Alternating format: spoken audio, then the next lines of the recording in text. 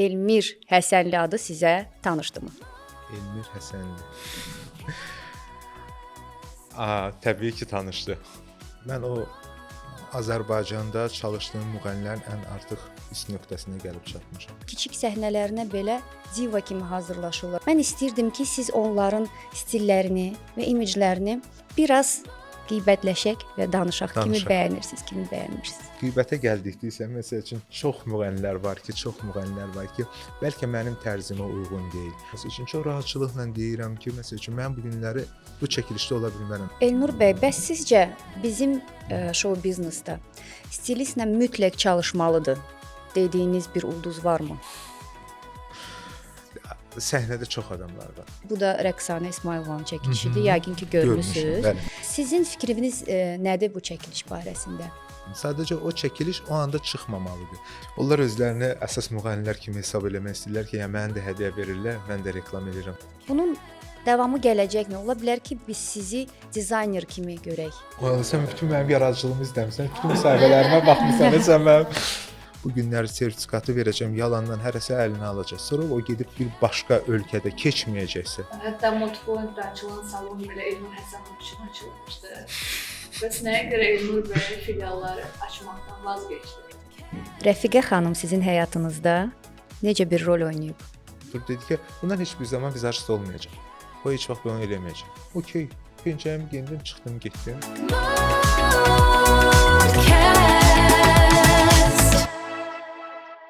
Hər kəsə salam. Modkastın növbəti buraxılışına xoş gəlmisiniz. Sizinlə mən Nigar Kəlbiyevadır. Biz Modkast komandası olaraq dəb aləmində öz sözünü demiş insanlarla sizi tanış edəcəyik. Və bugünkü qonağımız vasitəsilə mən əminəm ki, biz celebrity dünyasında və dəb aləmindən çox böyük analizlər edəcəyik və onu çox yaxından tanıyacağıq. Beləliklə, studiyamızın qonağı stilist vizajist Elnur Həsənovdur. Xoş gəlmisiniz. Xoş gördük. Necəsiz? Yaxşı, çox sağ olun. Xeyirli uğurlu olsun yeni Təşəkkür edirəm. Çox şadam ki, bu günləri buradayam. Biz də dəvətimizi qəbul etdiyiniz üçün çox şadıq. Təşəkkür edirik. Buyurun. Başlaya bilərik suallara. Elnur bəy, fashion sektorunda sizi artıq hamı tanıyır. Peşəkarlardan başlamış ulduzlara qədər. Amma mən istəyirəm ki, bizim gənc nəsil sizi daha yaxından tanısın. Sizin keşməkeşli yolunuzun başlanğıcını bilsin. Bildiyim qədər ailəniz sizi bu vizajist və stilist yolunuzda dəstəkləməyib. Siz hərdən öz kimliyinizi də gizlətmisiniz. Jurnallarda dərc olunmusunuz. Eurovision komandasında çalışmısınız. Amma bunlara necə gəlib çıxmısınız? Hansı çətinlikdən keçmisiniz? Və Elmir Həsənli adı sizə tanışdımı? Elmir Həsənli. Təbii ki, tanışdı. Çünki bütün mənim məxfi çıxışlarımda, jurnallarda, mən əgər ona xitab edirsinizsə, çünki altda hər zaman mənim imzam Elmir Həsənli gedirdi. Çünki onu hər zaman gizlədirdim. Mən nə vaxt ortalığa çıxmağım, Elnur Həsənov kimi görsənməyim, bu Azərbaycanda keçirilən Eurovisiondan sonra olub. Çünki mən o komandada çalışdığıma görə bütün o komandanı Azərbaycan stilistlərini televiziyaya qonaq çağırdılar və oranın ab-havası barəsində danışmaq və mən də orada çıxmaq məcburiyyətində qaldım. Çünki mən televiziyadan başlamışam bu işə gələndə. Məqsədli şəkildə televiziyaya gəlib və özümü orada təsdiqləmişəm. Çünki mən bu işə başlayanda sosial şəbəkələr yox idi. Ancaq jurnallar var idi və bir də televiziyalarda tanınmaq ola bilərdi. Hər bir ailədə olduğu kimi hər bir valideyn istəyirdi ki, o dönəmdə övladı, qızı və yaxud da ki, oğlu, hüquqşünas, həkim, müəllim belə olsun. Amma mənim hər zaman rəssamlığa ola bilərdi ki, rəssam ola bilərdim, ola bilərdi ki, modelyer ola bilərdim. Amma çəkməyə həvəsim olduğuna kimi makiyajı da daha çox özümdə daha rahatçılıqla qəbul elədim. Universitetin jurnalistika fakültəsində özüm bilə-bilə yazdım ki, mən jurnalistikaya gedib televiziyaya girməliyəm və televiziyadan mən artıq ətrafımı toplamalıyam və özümü təsdiqləməliyəm. Və oradakı televiziyada çalışanda, jurnallarda falan hamısı artıq dostlaşdıq. Onlar mənim əl qabiliyyətimi bilirdilər deyə başladılar mənim çəkdiyim kolleksiyaları, geyimləri jurnalda dərc eləməyə və mən onu gizlədirdim. Və yaxud da ki, televiziyada hansısa bir aparıcını eləyəndə altda subtitr çıxırdı. Falan kəs onun nömrəsi, mən nömrəmi heç vaxt vermirdim. Çünki bilirdim ki, birdən baxarlar evdə, bilərlər, bilməsinlər. Hələ ki, özümü təsdiqləyənə qədər özümü gizlətdim. Bu 2005-ci ildə başladı. 2005-ci ta ki 2012-ci ildə Azərbaycanda Eurovision keçirilənə qədər. Да. Вам это нужно? Getdim özündən. Okay. Tak. Siz televiziyadan başlamısınız. Artıq bizim yerli ulduzların demək olar ki, hamısı ilə çalışmısınız və kolablarınız olub. Bəs dünya arenasında xarici ulduzlarla işləmək kimi bir fikriniz varmı? Yoxsa siz Azərbaycan ulduzlarına işləməyə davam edirlisiniz? Yox, təbii ki, təkliflər gələndə niyə də işləməyək? Çünki mən o Azərbaycanda çalışdığım müğənnilərin ən artıq üst nöqtəsinə gəlib çatmışam. Amma durum bu günləri mən buradakı işimi atım, gedim xaricdə nəsə bir şeylər eləyim yox. Təklif gələndə bilirsiniz necədir? Artıq Azərbaycanda təsdiqlənmiş bir adı olandan sonra sənin işin, gücün və birdən-birə hansısa bir yaşa gəlib çatan buradakı işi atıb ora gedəndə yenidən sən sıfırdan başlayırsan. O sıfırdan başlamaq artıq hansısa bir yaşı, yenə də bir zamanı səndən istəyir. Ona görə də burada çalışa hansısa bir təklif gəlsə, təbii ki, canla başla işləməyə hazıram. Təbii ki də olub, türk müğənnilərlə olub, bu yaxınlarda festivalda Nikol'la çalışmışam. Yəni ki, hələ ki təkliflər gəlir, onu dəyərləndiririk. Bu günlərdə təklif gəlsə, təbii ki, dəyərləndirəcəyik. Dreamfest və Nikol demişkən söhbət Nikol Scherzingerdən gedir yəqin ki. Bəli, Onunla bəli. çalışmaq sizin üçün həyəcanlı mıydı və Dreamfestdə çalışmaq prosesi necə gedir? Çətindirmi? Əslində artıq işin bir yolunu biləndən sonra çətin deyil. Yəni ki, oradakı həyəcan, oradakı çünki hər şey o vaxta, zamana bölünür. Hər dəfə o festivala hansısa bir müğənni ilə gedirəm. Bu dəfə isə Nikol'un komandasından təklif gəldi və mən həmin gün o festivalda işləyəndə buradan bizim xalq artistimiz Zülfəxan Babayeva ilə çalışırdım və bölgünü elə bölmüşdük ki, ora getmək. Təbii ki, belə həyəcanlı bir xarici bir müğənnidir. Peşəkarcasına davrananda təbii ki, həyəcan olmalıdır. Ən azından üç cizgilərini bilmirsən, tanımırsan, bir balaca dil problemi var, bir-birimizi anlamaq məsələsi var. Çox şükür ki, çox rahatçılıqla da iş getdi və yenidən təklif aldım ki, yəni ki, mən artıq bundan sonra bura gələndə bütün kontaktları götürdü ki, yox, çox razıyam. Bu ən gözəlidir. Yəni işin nəticəsində nə qədər həyəcan yaşayırsan, bir balaca səbirli olmaq lazımdır bu işlərdə hansısa bir. Çünki hər bir müğənninin, hər bir ulduzun özünün bir kaprizi var. Və onun dilini tapmaq lazımdır. Dilini tapandan sonra çox rahatçılıqla səni qəbul edirlər. Bence işin də nəticəsini gözəl alandan sonra artıq özünü tam peşəkar kimi hiss edirsən. Elnur bəy, bildiyimiz kimi Azərbaycanda konsert bazarı çox azalıb və ulduzlar yönəlir toy və tədbir sektoruna. Dreamfest kimi festivallar çox nadir hallarda keçirilir. Amma buna baxmayaraq bizim ulduzlar toyda keçirilən kiçik səhnələrinə belə diva kimi hazırlaşırlar, çox möhtəşəm hazırlaşırlar. Mən istəyirdim ki, siz onların stillərini və imiclərini biraz qeybətləşək və danışaq. Kimi bəyənirsiniz, kimi bəyənmirsiniz. Çox təəssüf ki, bu günlər Dreamfestlər, festivallar və yaxud da ki, jurnal sektorları yoxdur ki, məsəl üçün stilistlər orada hansısa bir işlərini göstərsinlər. Ancaq biz bu günləri toy səhnəsinə müğənnini hazırlayırıq, bəlkə insanlara hazırlayırıq. Çox az bir sayda müğənni var ki, stilistlərə müraciət edir. Bu əslində peşəkarlıqdır. Bir müğənni üçün peşəkarlıqdır. Kimləri çox bəyənirəm deyəndə ki, mənə elə gəlir ki, hər bir müğənninin özünün bir tərzi olmalıdır. O tərzə uyğun sən artıq onlara geyim verməlisən. Bir də görürsünüz ki, hamının yorulduğu bir an ola bilər, müğənni də yorula bilər. Müğənninin bu günləri geyimi əgər pissə biz onu pisləyə bilmərik ki, bu günləri ayda niyə belə zövqsüz geyindi? O da insanda yorula bilər. Mən də stilist kimi hansısa bir insanla hər gün çalışanda tükəndiyimiz bir nöqtə olur. Hansısa bir yerdə ara verib təzədən başlamalıyıq. Siz təsəvvür edin ki, bir müğənni hər gün, bir insan hər gün saç, makyaj, hər gün eyni şey eləyəndə robotlaşır. Mən istəyərdim ki, bu toy sektorunda belə olsa, stilistlərimizin sayı artsın, rəqabətimiz çoxalsın. Yəni ki, paxıllıq eləməyək, sadəcə ağ paxıllıq elə ki, bu onu yaxşı geyindir. Demək, mən bundan da yaxşı da eləməliyəm, daha yaxşı fikirləşməliyəm. Bu günlər təhsili almaq, bununla bağlı təhsil almaq, hansısa bir xarici ölkəyə getmək önəmli deyil. Bilirsiniz nə görə? Onlayn kurslar var, onlayn ən azından dərgilər, jurnallar var, xarici səhifələr var, xarici stilistlər var. Bunlardan baxıb öyrənmək lazımdır və mən çox istəyərdim ki, jurnal sektoru artsın, festivallarımız artsın, konsertlərimiz artsın. Biz artıq o qədər peşəkar olmuşuq ki, bu sahədə öz stilist, geyim, makyaj o baxımdan xaricilər belə bizim etdiyimiz işlə çox heyranlıqla və çox peşəkarcasına baxırlar. Hətta mən bir çox xarici stilistlərin işlərini görmüşəm ki, sadəcə olaraq yola veriblər. Sadəcə orada işıq falan olduğuna görə gözəl. Biz daha səliqəli, daha təmiz işləyirik. Qiymətə gəldikdə məsəl üçün çox müğənnilər var ki, bəlkə mənim tərzimə uyğun deyil. Bu günləri səhnədə 5-6 müğənni var ki, özünün tərzini yarada bilib. Bu günlər Elza Seyidcahanı biz efirlərdə baxırıq, danışırıq. Əslində o özünə bir tərz yaradıb. Yaxşı və pis. Kimsə onu qəbul edəcək, kimsə onu qəbul etməyəcək. Biz ondan danışırıqsa, demək onun tərzi var deyə. Maraqlıdır.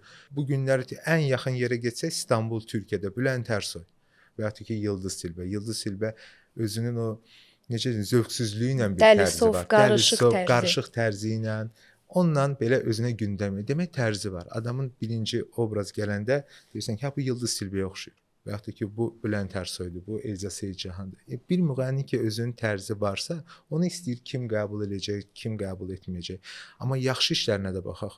Bu günləri Elza Seyidcahandan ümumiyyətlə tərzi olan Zülfiyə Xanbabayevanı götürək. Adamın bir tərzi var. Dəri geyimlər deyiləndə, pencək deyiləndə Zülfiyə Xanbabayeva yadına düşür insanın. Düz küt saçlar. Zamanında bəlkə o küt saçları kimlərsə qəbul etməyə bilərdi. Deyərdi ki, eyni. Amma artıq insanın bir tərzi var. Bu bir imicə çevrilib daha çox. Ona görə də mənə elə gəlir ki, hər bir müğənninin bir imici olmalıdır və onun üzərindən dəyişikliklər etməlidir. Bu günlər çox müğənnilər var. Hər dəfə bir imicə düşürlər. Xeyr, düşməməlidirlər. Çünki insanlar onu tanımalıdır və sən o imic üzərindən yeni bir yeniliklər etməlisən. Fərqli bir obrazlar yaratmasan, onu itirməmək şərti ilə.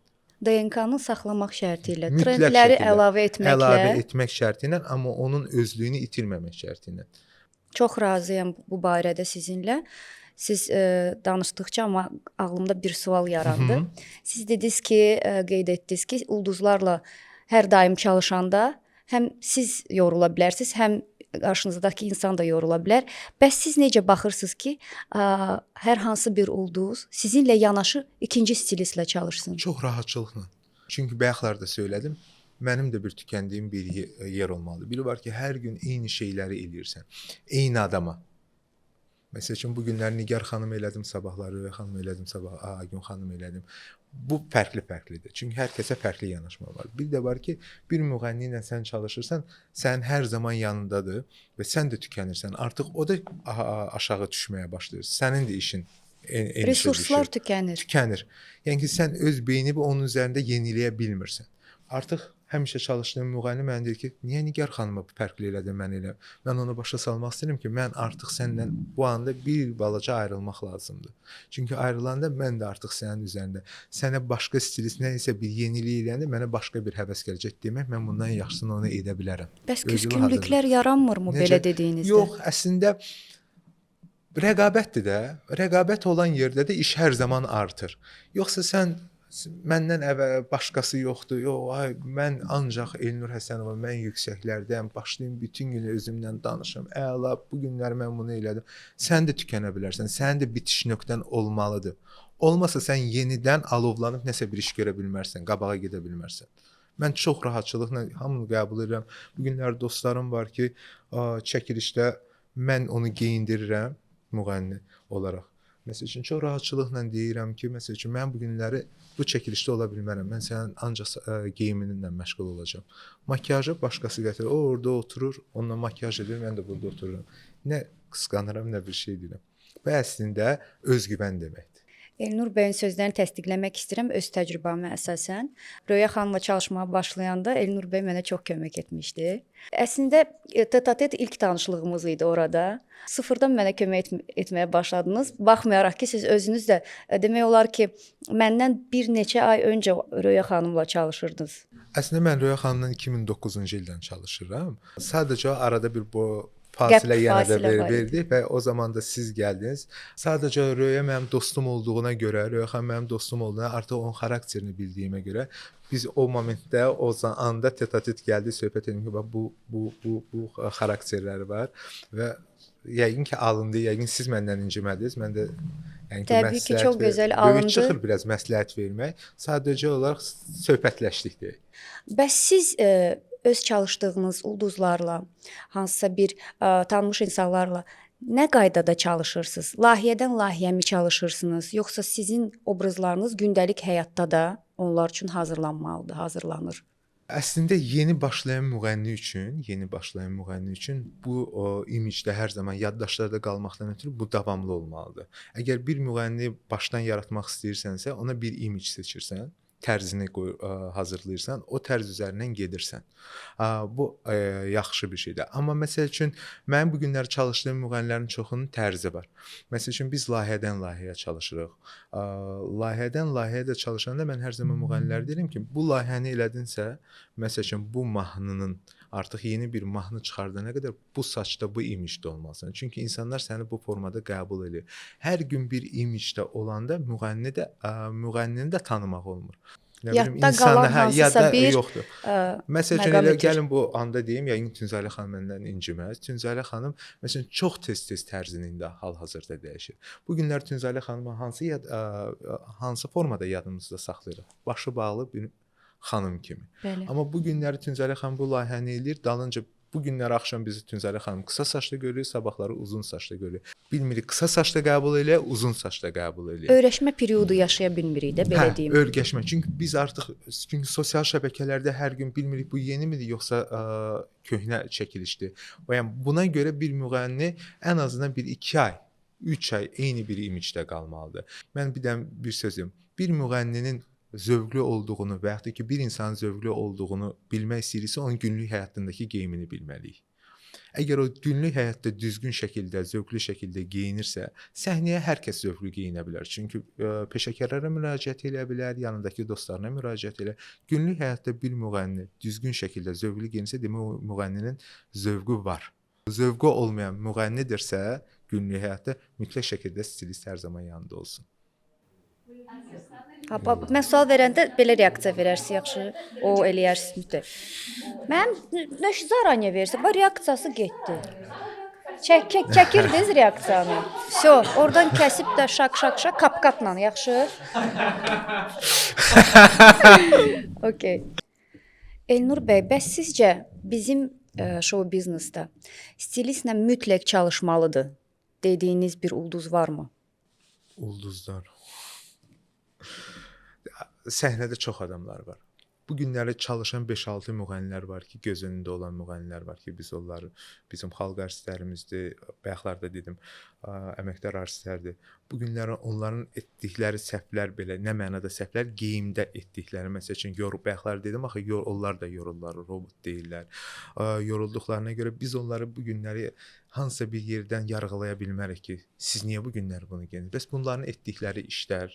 Amma digər müğənnilər var ki, bəlkə mən onları dinləmirəm, bəlkə yaradıcılığına o qədər yaxın tanış deyilsiniz. Yaxın tanışlığım yox da, halbuki mən stilist olaraq bir çox insanları baxıram, dinləmədiyimdə müğənnilərə baxıram. Bu günləri ad çəkə bilərəm, çox ad çəkə bilərəm. Yəni söhbətlər mediaya yaza bilər ki, bunu bəyəndi, onu bəyənmədi. Və yaxud da ki, mən bu günləri elə adamın adını çəkməyəcəm, deyəcək ki, o ondan çalışır, ona görə də. Yəni ki, amma bu günləri səhnəmizdə zövqsüz müğənnilər çoxdur. Burada ad çəkmədiniz. Bəlkə gələn sualımda ad çəkərsiniz. Buyurun. Bəlkə. İmicini bəyəndiyiniz 3 müğənni. İmicini bəyəndiyim 3 müğənni. Röya xanımı bəyənirəm çünki günlük həyatda o qədər zövqlü geyinir ki, bayaqlar dedim. Çünki zövqlü insandır. Yəni ki, ola bilər no-name marka geyinə bilər, tanınmamış bir marka geyinə, onu elə bir daşıya bilər ki, o hər zaman bahalı görsənə bilər. Mənim üçün bahalı və ucuzlu geyim yoxdur. Sadəcə zövqlü onu daşımaq məsələsi var. İkinci bəyəndiyim müğənnilərdən Zülfiyə xan Babayevadır. Tərzi var. Hər zaman, yəni tərzi tamam. Mənim üçün tərz daha önəmlidir. Bir geyimi mağazində görəndə, bir hansısa butikdə görəndə, olsa sən hansı bir müğənnini xatırladırsan, olsa deyirsən ki, bunu buna geyindirə bilərəm, bunu ona geyindirə bilərəm. Məsəl üçün bəylərdən Zamiqi bəyənirəm. Bilirsiniz nəyə görə bəyənirəm? Ona görə bəyənirəm ki, bu günləri səhnədə olan bəylər, müğənnilər bir balaca kompleksdirlər. Yeniliklər etmirlər, geyim üzərində tərzlərini dəyişmirlər. Zamiqdə isə bu yoxdur, bunu aşıb artıq.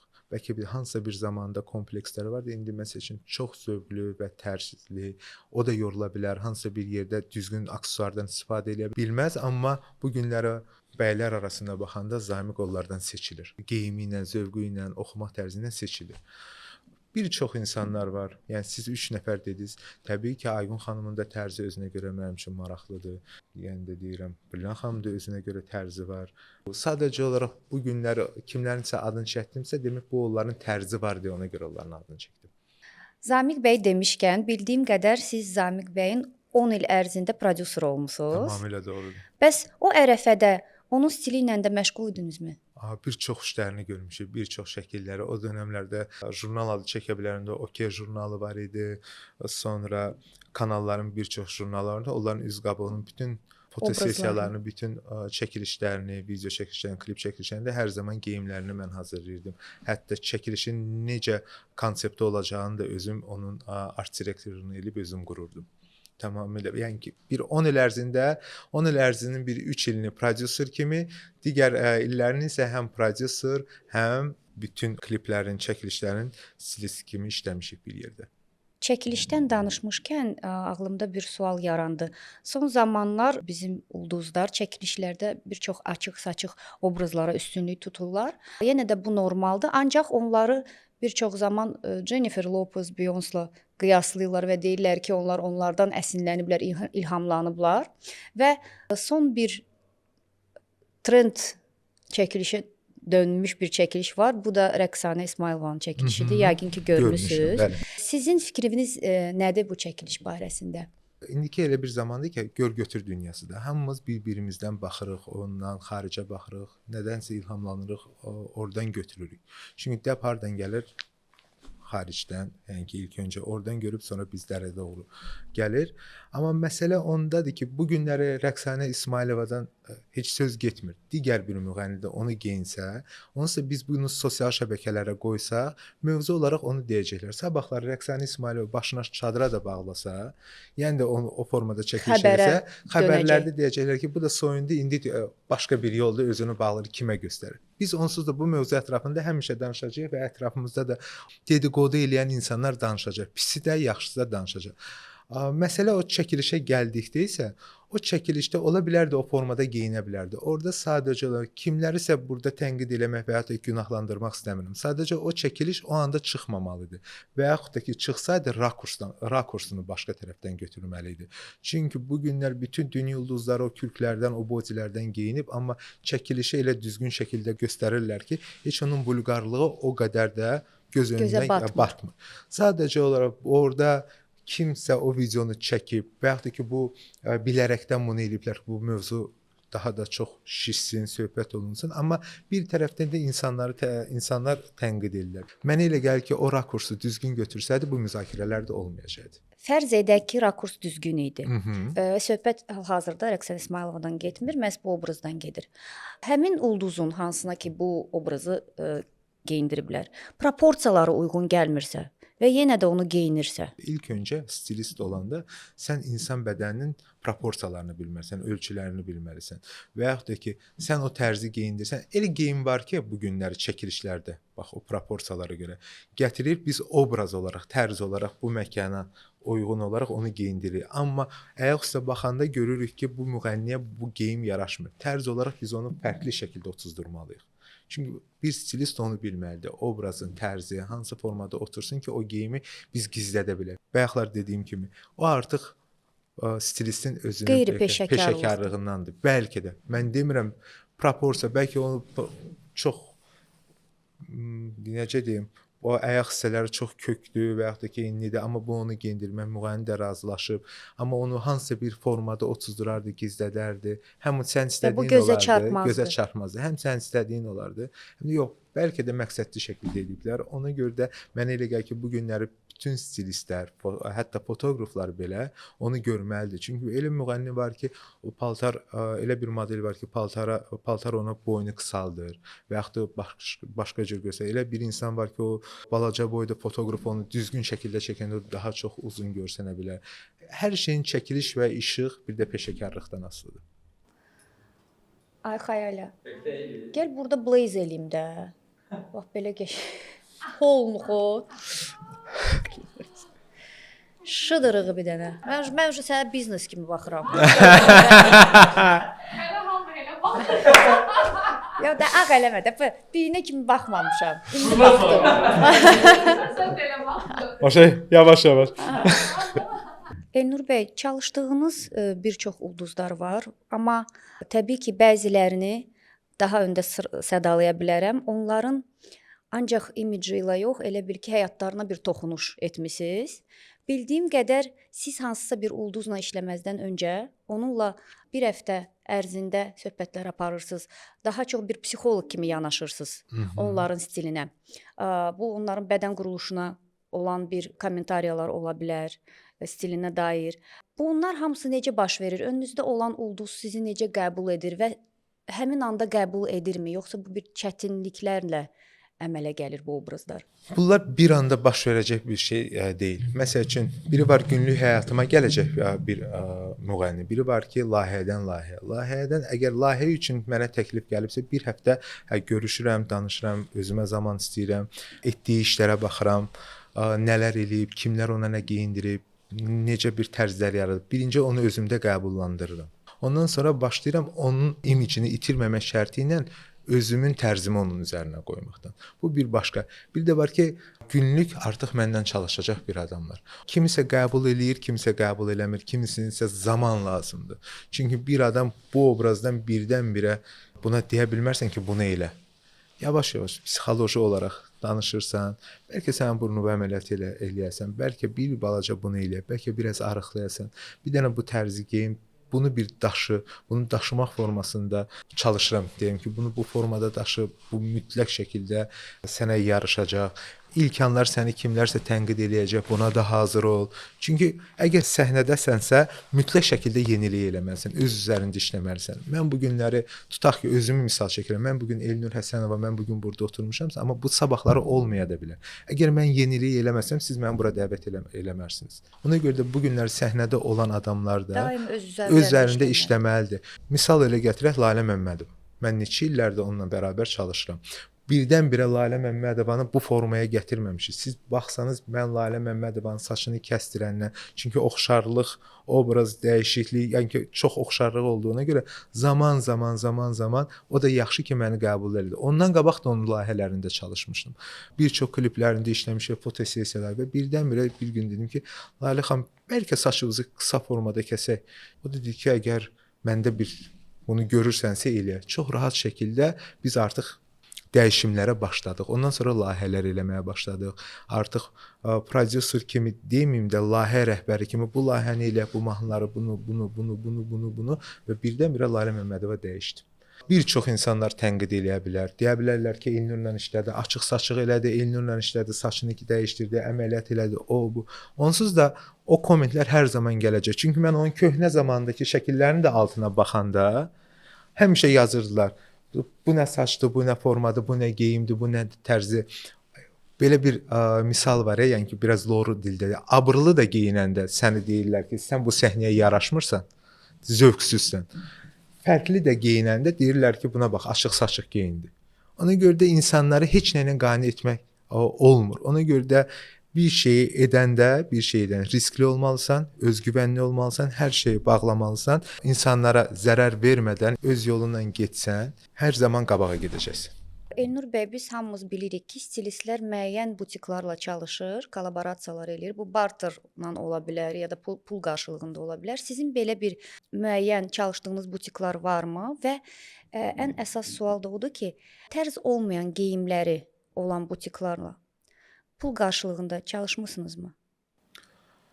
Yox, təbii ki, elə təkliflər gəlir. Məsəl üçün, bu günləri Elnur bəy, biz istəyirik ki, çalışdığınız müğənnilərə geyim verək. Mənim birinci şərtim odur. Əgər mən istədiyim şeyləri hazırlayacaqsınızsa, bir yerdə çalışaq. Mən istədiyim şeylər, mən onlardan pul qarşılığında onu istəmirəm. Sadəcə olaraq mənim istədiyim, mənə verəcəksə çalışmaq problemi yoxdur. Çünki mənim zövqüm orada önəmlidir. Siz tikib mənə verə bilərsiniz. Çünki bu günləri günlük həyat üçün geyimlər çox azdır. Ziyafət geyimlərində hamısını standart elədiklərinə görə bir şey dəbdirsə hamı eyni şeylər. Fərqlilik yoxdursa, orada mən gəlim sənin showroom'undan, sən mənə pul verdin, mən sənə apardım bunu geyindirdim. Yox, mən bunu eləyə bilmirəm. Mən hətta çəkilişlərimdə belə öz adımdan deyim, bir çox butiklərlə çalışıram. Birindən köynək götürürəm, birindən şalvar götürürəm. Ola bilər mənim üçün brend bu günlər bu butikdə bu varsa, bunun şalvarını, köynəyini geyinmək bu qeyri-peşəkarlıqdır. Peşəkarlıq odur ki, sən bu köynəklə bu şalvarı kombinləyə biləsən və bunun altına bir fərqli bir şey eləyə bilərsən. Ona görə də pul qarşılığı da belə olsa və ya da ki, dostumdur, tanışımdır, elə bir şey yoxdur. Mənim peşəkarlığım göz önündədir. Öz təcrübəmə əsasən deyə bilərəm ki, bəzi ulduzlar onlara hədiyyə olunmuş, bəzi markalar tərəfindən hədiyyə olunmuş zövqsüz geyimləri obrazlarında istifadə edirlər. Əfsuslar olsun ki. Buna fikriniz nədir? Onlar özlərini əsas müğənnilər kimi hesab eləmək istəyirlər ki, yəni mənə də hədiyyə verirlər, mən də reklam edirəm. Bu günlər axı dəbdə sosial şəbəkələrdə nə isə reklam eləmək. Mənim çalışdığım məsəl üçün müğənnilər, ətrafımdakı bildiyim, tanıdığım dostlarım bəyənmədikləri şeyləri reklam etmirlər.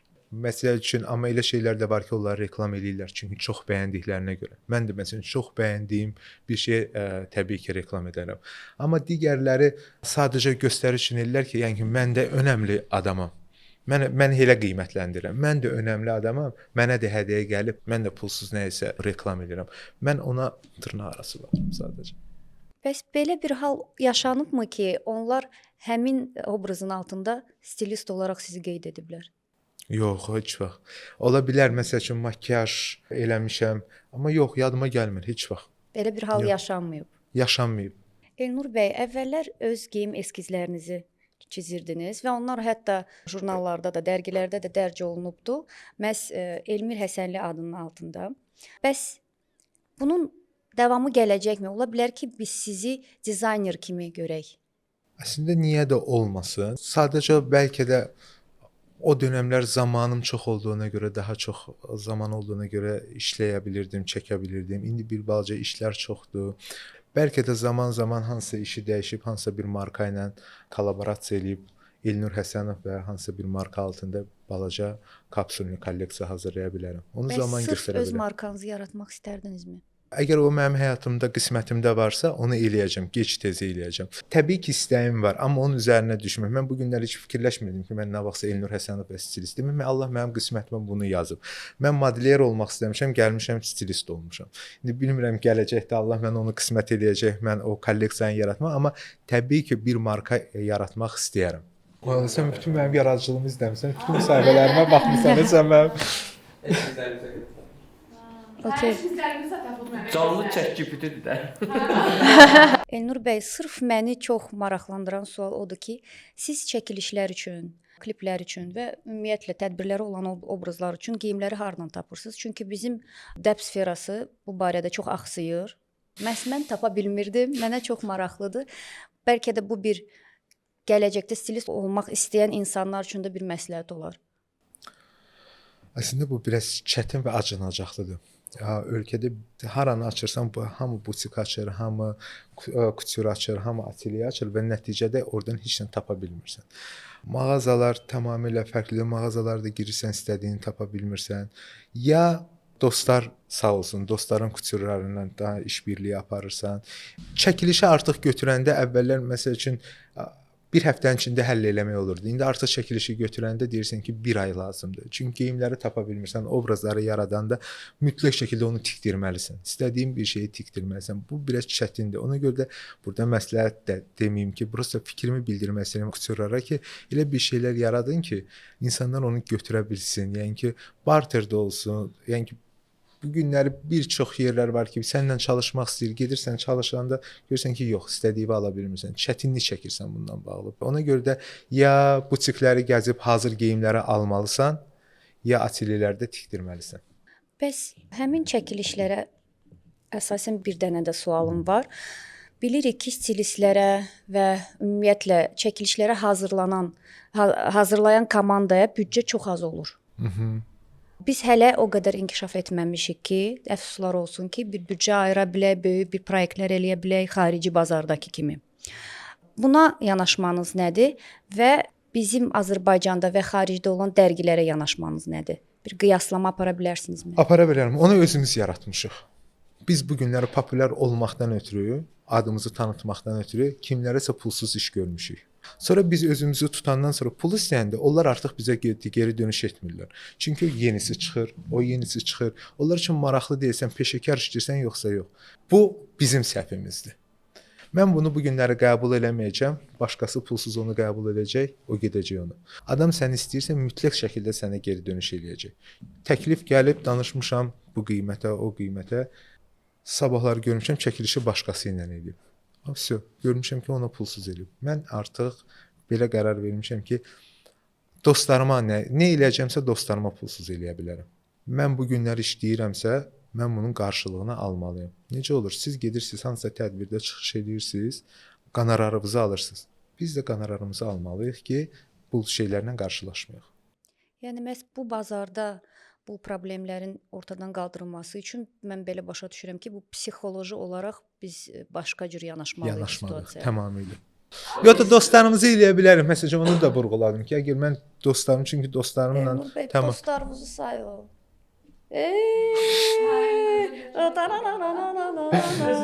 Elnur bəy, bir çox vizajistlər öz master-klasslarını və dərslərini aparır.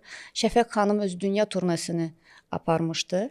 Anar Ağakişiyev bildiyim qədər $10.000 qarşılığında tələbələr yetişdirir. Bilirəm ki, bir çox gənc indi məhz bu sektorda çalışmaq istəyir və sizin master-klassınızı gözləyir. Bu nə zaman baş tutacaq? Master class. Əslində mən bir balaca buna öz sahəmdə zamanım olmadığından mən tələbə yetişdirə bilmirəm. Hər zaman yanımdakılar köməkçilərim olub, köməkçilərimlə. Master class mənə elə gəlir ki, bazası olan adamlara master class verməliyik də biz. Mən bu günləri master class vizajistlərə verə bilərəm, amma onu da eləmirəm. Mən istəyirəm ki, bu sənətin, bu işin məktəbi olsun. Diplom olsun. Mənim verdiyim sertifikatlar, bu günləri sertifikatı verəcəm, yalandan hərəsi əlinə alacaq. Sonra o gedib bir başqa ölkədə keçməyəcəksə, mən niyə görə özümü və yaxud da ki, kimisə xərcə salıb gəlib mənim master klassımda otursun? Yəni sizin daha qlobal yanaşmanız var bu barədə. Mən gedim dünyada, ölkələrdə turne eləyim, onu eləyim. Mən Azərbaycan sertifikatını aparıb onlara verəndə o gedib öz ölkəsində mənim sertifikatımla işləyə biləcək? Xeyr. Ona görə də bunun məktəbi olmalıdır, bazası olmalıdır və bu diplom keçərli olandan sonra mən o məktəbdə gedib master class verə bilərəm. İndi isə o yoxsa bu rubrikası. Elnur bəy, bilirik ki, hal-hazırda vizajistlar çoxdur, qeyri-peşəkarları da çoxdur. Amma biz peşəkarları və bizə görə tanınmış və gözəl işləri olan vizajistları seçmişik. Mən onları sizə sadalayacağam və siz öz seçiminizi edəcəksiniz. Hazırıq? Hazırıq. Şəfəq yoxsa Veci? Şəfəq. Şəfəq yoxsa Lamia? Şəfəq. Şəfəq yoxsa Günel Ağacanova? Şəfəq. Şəfəq yoxsa Babək? Babək. Babək yoxsa Anar Ağakişiyev? Anar. Anar Ağakişiyev yoxsa Elnur Həsənov? Elnur Həsənov. Elnur Həsənov qalib gəldi. İndi isə izləyicilərdən gələn suallar. İlk sual. Elnur bəy, 21-ci ildə siz 36 kilo arıqladınız. Sosial şəbəkələrdə bir çox şayələr var. Bunu diyetadan etmisiniz, idmanla etmisiniz və tam əksinə bunlar iynə və əməliyyat sahəsində olubdu. Bizə açıqlama verə bilərsinizmi? Bu necə baş verib və siz stilist olaraq öz stilinizə də çox fikir verirsiniz.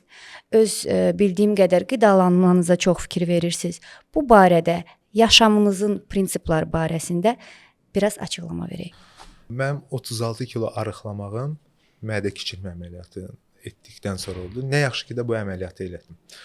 Çünki həyatımda bir çox şeylər dəyişdi, stimullarım oldu. Pandemiya dönəmindən sonra heç kəs çalışmırdı, neçə illər salonlar işləmədi falan və kökəlmə baş verdi və bir balaca depressiv bir anım oldu. Və arıqladım, tamamilə fərqli bir vibe-də yaşamağa başladım. Sağlıqlı qidalanma ara sıralar bunları edirəm. Çünki bilirsiniz, mədə kiçilmədən sonra çox yemək yeyə bilmirsən. Yeyə bilmədikdə də çalışırsan azaltmağa. Amma yaxşı ki bu əməliyyatı elədim. Sabahları kökələrəm, yenə də bu əməliyyatı eləyərəm. Elnur bəy, moda və stilist bazarında hər zaman sakitlik olmur. Böyük bir rəqabət var, konkurensiya var. Bir çox vizajistlər, stilistlər bir-birinin arxasıca şayələr yayır, ayağının altını qazır. Belə bir şey yaşamısınız ki, sizi silmək istəyiblər. Əgər bu cəmiyyədə biz varıqsa, hər zaman dedikodu, söz, söhbət, hər zaman var. Biz sadəcə göz önündə olduğumuza görə bu hər zaman olacaq və bitməyəcəkdir. Mən peşəkarramsa, mən heç vaxt silə bilmərsən. Mənə zərbə endirə bilərsən. Bu günləri gələn cavanlara da fikrim budur. Dedikoduları eşidin, sadəcə cavab verməyin. Çünki cavab versəz və ya da kimisə dalınca danışsa, demək sizin itirəcək heç bir şeyiniz yoxdur. Mən bu günlər bir çox şeylər danışmağa gəlsə o qədər şeylər danışa bilərəm. Sadəcə olaraq addımımı düzgün atmaq məcburiyyətindəyəm. Nəyə görə? Çünki itirəcəyim bir çox şeylər var. Dostlarım var, ailəm var, digərləri var, o birisi var. Sən prosta sadəcə olaraq işini düzgün aparandan sonra sən hər zaman gündəmdə qalacaqsan etdiyin yeniliklərlə. Bəs sizin etaj salonunuz barəsində danışsaq, oradakı rəqabət nə yerdədir? Oradakı rəqabət, mən çalışıram ki, bu günləri salonlar arasında mən hər zaman istəmişəm ki, müştəriyə yaxşı xidmət göstərim. Ay, bu günləri filan kəs transferlə gətirdim öz salonuma, mən artıq orada varım. Bu günləri o zaman mən müştəriyə yaxşı xidmət eləməliyəm ki, müştəri mənim salonumdan çıxanda mənim etdiyim xidməti yaxşı dildən dilə salsın. Yaxşı mənada. Ola bilər, gənc bir saç ustası gələ bilər, gənc bir makyaj ustası gələ bilər məndən. Müştəri ondan razı qalmaz. Amma mənim göstərdiyim xidmət, mənim göstərdiyim insanlıq naminə onu qəbul edib gedər. Sabahları gələr, deyər ki, Elnur, gəldim, sadəcə bunu təkmilləşdir, yenə də gələm. Mən xidmət göstərirəm sektorumda. Bu günləri etaj var, sabah olmaya bilər. Çox rahatçılıqla bunu edə bilərəm. Çünki bilirsiniz nəyə görə? Özümə inanıram. Salon demişkən, etaj salon məncə indi Bakıda ən məşhur, yəni məşhurların, həm də adi insanların getdiyi ən gözəl salondur. Bir vaxt Elnur bəy hətta filialları açmağı düşünürdü. Hətta Motopoint'da açılan salon belə Elnur Həsənov üçün açılmışdı. Bəs nəyə görə Elnur bəy filialları açmaqdan vazgeçdi? Əslində düzdür, təklif gəlmişdi etaj salonuna. Sadəcə olaraq bu salon sferası elə bir şeydir ki, bir çox şeylər baş verdi salonun içərisində. Mən ola çox dəyişikliklər baş verdi və mən o təklifi dəyərləndirmək istəyirdim, gəlirdim, hər dəfə ustalar falan tapmışdım ki, ikinci filialı. Sadəcə elə şeylər baş verdi ki, salonun içərisində. Mən fikirləşdim ki, mən burada ola bunlar baş verirsə, mən ikinci filialı açsam, mən yaradıcılığımı dağıtacağam. Çünki mən bir ara özümə peşman oldum ki, mən bu salonu niyə açdım? Niyə mən bu təklifi qəbul elədim, salonu açdım? Bu günlərdə çox rahatçılıqla onu bağlaya da bilərəm. Çünki yaradıcılığımı dağıtıram. Mən bilmirəm bu günləri müdir kimi salonu idarə edeyim, yoxsa yaradıcı insan kimi çəkilişlər və yaxud da ki, müştəriləri. Ona görə də o təklifi bir anlıq qoydum kənara.